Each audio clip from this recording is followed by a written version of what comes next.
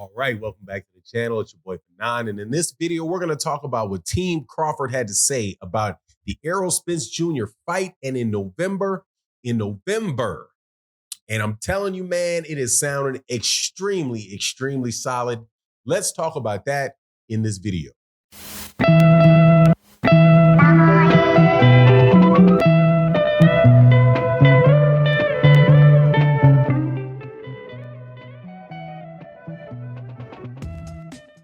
All right, welcome back to the channel. It's your boy Fanon, and in this video, we're going to be in the 147-pound division. And finally, it looks like we are going to get the fight that we want to get between Errol Spence Jr. out of Dallas, Texas, or DeSoto, Texas, and Terence Crawford out of the great state of Nebraska by way of the city of Omaha. Now, before I get into why I say that, let me welcome you back to the channel. If you are a longtime subscriber and supporter to the channel, thank you so much for your continued support for the channel. It means a ton. If you are new to the channel, please accept my invitation to hit that subscribe button, hit the bell icon so we can be notified of when we release more videos, which we do on a daily basis in the video format and in the live stream format. Definitely check out the live streams that we do, because it's always really good conversations. We go over pretty much everything in boxing in those live streams if we can't get to them in a video, right? Because not every discussion is really meant for a video, and I can only do so many of those in a day, over time. So definitely check out the live stream. So let's get into this, man. Look, this fight between Errol Spence Jr. and Terence Crawford, I believe is absolutely positively going to happen. And it is going to happen 99% sure it is going to happen in November, because that is what has been basically late last week, it was released as a on ESPN, Max on Boxing, and Mike Coppinger says his sources say November. Now, I know Mike Coppinger has very good sources close to Errol Spence Jr.'s camp. I know this for sure.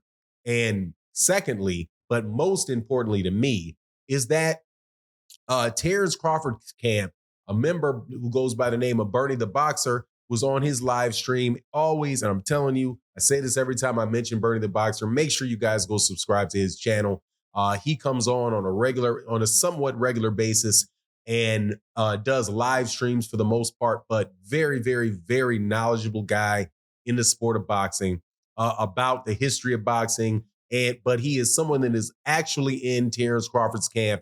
So when he speaks on a particular subject, it's definitely something you can listen to and give credence to, not seeing him lead anybody off in the wrong direction. So he says in his last live stream that the fight is going to be in November. So now Mike Coppinger says November, Bernie the Boxer says November, and Floyd Mayweather Jr. has not come out and said that that's not the case this time. So if you recall last time where Mike Coppinger said that he believed the fight was going to happen in Vegas in October, Floyd Mayweather Jr. came out and said that's not the truth. When you hear it, you're going to hear it from the first time from me, or you're going to hear it from Fight Hype, right? This time around, Floyd Mayweather Jr. mums the word with Floyd Mayweather Jr., and it's been a couple days since that came out. So all in all, I think that is when that fight is gonna happen. Also, if you recall, Errol Spence Jr. Had actually retweeted what Mike Coppinger had said the first time he said that the fight was going to happen. So and Mike Coppinger, if you're not familiar with Mike Coppinger is a boxing writer. I do believe is the head writer now for ESPN. And most times that he says things, it winds up coming to fruition. In both particular instances, he said that the contract is not signed right as of yet, so it's not official. And when it's not official, it's not official, right? However, they believe that fight it's now very well believed that fight is going to happen in November. And so I think that fight is going to happen in November. So obviously they've gotten over whatever issues those guys have had with money.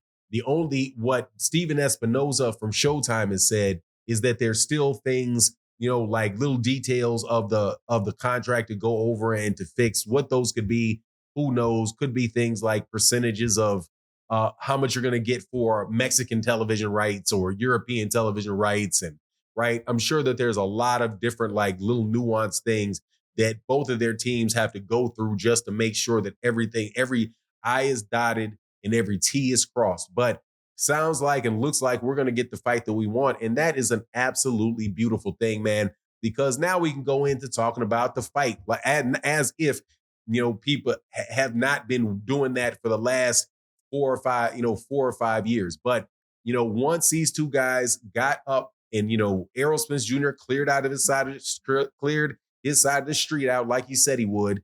And Terence Crawford gets there and and Terence Crawford gets his offer for the Errol Spence Jr. fight. Looks like both of these guys are going to keep their word and make that fight, right? Now, I did do, a report yesterday, basically what Tim Bradley said. And I think that this is something that probably will be the case, right? Not because I've heard it from somebody, just because I've seen how these things have played out. And when fights like this, take place, you really can make a 2-3 fight type of scenario out of these fights, right? Where there's going to be a rematch clause for both guys, right? Now, and that I do believe is something that is different than what you have in a lot of fights. Because somebody came to my comment section about the video I did, and I'm just going to make a little note on it. I don't know if the particular person is going to listen all the way through this video, but I think it's something that is important to say. It is not usual that both parties get a rematch clause in a fight. That is almost guaranteeing that you're going to have two fights. The only time that I've seen that take place is with Deontay Wilder and Tyson Fury, where there was a mutual rematch clause, where if Tyson Fury loses, Tyson Fury gets a second shot at a championship that he wasn't holding. If Deontay Wilder loses, he gets the champion's rematch, right? In none of these other undisputed fights for undisputed has there been a mutual rematch clause, right? For example, Javier Josh Taylor, who had two belts at 140, and Jose Ramirez, who had two belts at 140. There was no rematch. There was no rematch clause for that, right? Most rematch clauses come when there's a vacant. It's one way, and it's when it's voluntary, and it's on the champion side, right?